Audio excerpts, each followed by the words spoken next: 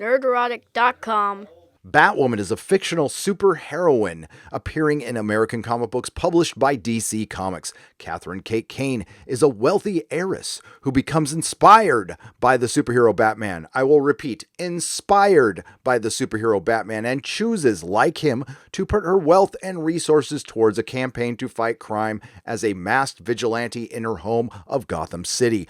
Batwoman was introduced in 2006 in the 7th week of the publisher's year-long 52-weekly comic book, which I quite liked. Introduced as Kate Kane, the modern Batman began operating in Gotham City in Batman's absence following the events of the company-wide crossover Infinite Crisis in 2005, again, which I quite liked. The modern Batwoman is written as being of Jewish descent and as a lesbian, described as the highest profile gay superhero to appear in stories published by DC. Batwoman's sexual orientation drew wide media attention following her reintroduction, as well as both praise and criticism from the general public. Well, the only criticism I really heard here in San Francisco was that of pandering, but otherwise I didn't hear very much. But again, I was in San Francisco. The comic book was okay. It sold pretty well in my store for a good long while, then the sales dipped.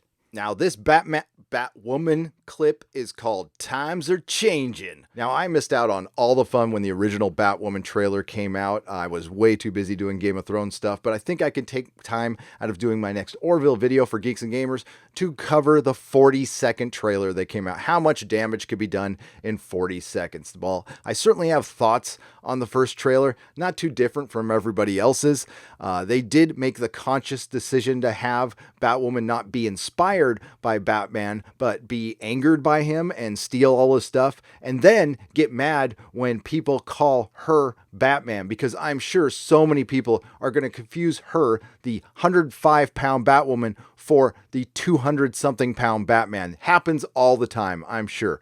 But I think this is a giant troll job by Greg Berlanti. I think he knows what he's doing, and I think he wants to have similar marketing to Captain Marvel because he thinks there'll be similar results. Well, here on YouTube, there will be. Financially, I don't think so, because this isn't sandwiched in between Infinity War and Endgame. But this reminds me of one of those cheap copy movies like The Avengers Grimm. Now, these were big in the video rental store days. These were made for the grandmas who don't know the difference between Superman and Spider-Man, don't know the difference between Marvel and DC, and also they are used to launder money and for tax write-offs, in my opinion. Now, if this was a show that was going to be adapted close to what the comic book brought us and put on the DC streaming service, I would probably give it a shot. I will be covering it as a joke because I think this is a comedy. This is like The Naked Gun. This is Police Squad of superheroes. Whether they're trying or not, I don't know, but it looks hilarious. So we all know Hollywood is where trends go to die, and I think this might be the time. We can only hope. Let's check out this trailer. Look at that. Look at that smirk. So here we go. My second trailer reaction. Better turn up the volume.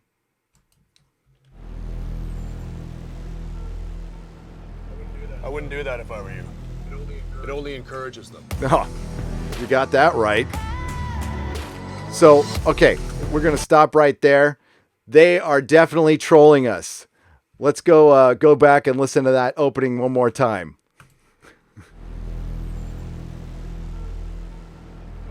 I wouldn't do that if I were you. It only encourages them. She's going to show the patriarchy. He represents the patriarchy, and she's going to show them. What does she do? She gives away. Yeah, see? I showed you patriarchy. I gave away my $10,000 watch. Oh. She's so badass.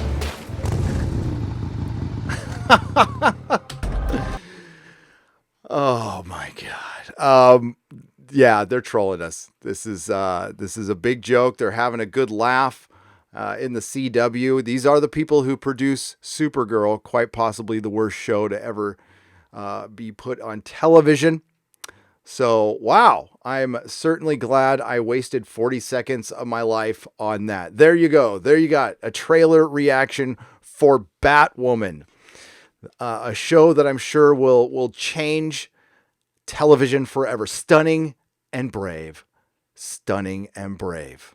Now, it might cost you a few bucks, but it's worth it. You want to see a good show that has been canceled, cut down before it even had a chance, that is from DC on a DC streaming service that might die soon. Yes, Swamp Thing. Swamp Thing is that show. It is a hard R. It is horror. It is Alan Moore's comic. It is Len Wein and Bernie Wrightson's comic brought to life perfectly in 2 episodes, mind you. It could go completely downhill, but so far it has been brilliant. I will be covering that show with the great John F. Trent from Bounding Into Comics every Friday at 5 p.m. We'll alternate channels. Once it'll be on his channel, next week it's on his channel, and then it comes back to my channel. Please join us for a good DC show. DC can produce good stuff. Swamp Thing might be the best of it, but if you're into the deep introspective writing of the CW, by all means, go check out The Batwoman. I'm sure everybody will be watching it for the superhero action and not for the very pretty people making out with each other. So watch out, everybody. Ruby Rose, according to her own words, she is gender neutral, but she's still playing Batwoman, and apparently she's not quite lesbian enough or Jewish enough for some people. That's what an insane world we live in right now. She's coming to smash the patriarchy and save the world because times are changing. Well, thank you very much for watching, and everybody have a great day. Please like, share, and subscribe, and remember, you're never fully dressed without a smile. Nerderotic.com. Please subscribe.